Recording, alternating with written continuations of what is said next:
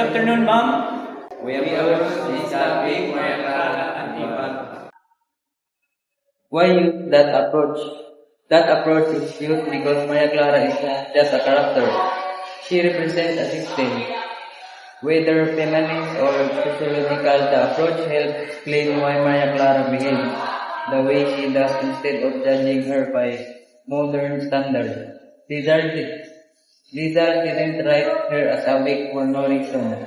He wrote her as a product of Spanish, colonial, religious control, expectation placed on Filipina women, social class, and honor culture.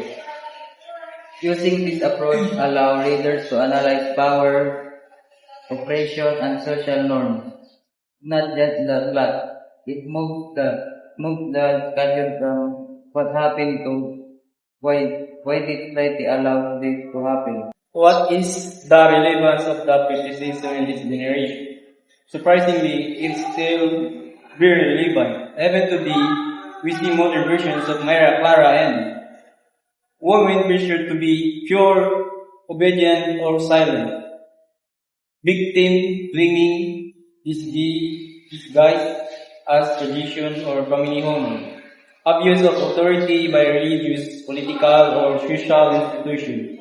People trapped by expectation rather than personal choice. Rizal's criticism reminds this generation that silence is often forced, not chosen. Cooperation can look normal when it's cultural. Progress requires questioning traditions that harm people. So Maria Clara's story still speaks to gender equality, mental health, social pressure, power imbalance. It isn't outdated, it's awareness.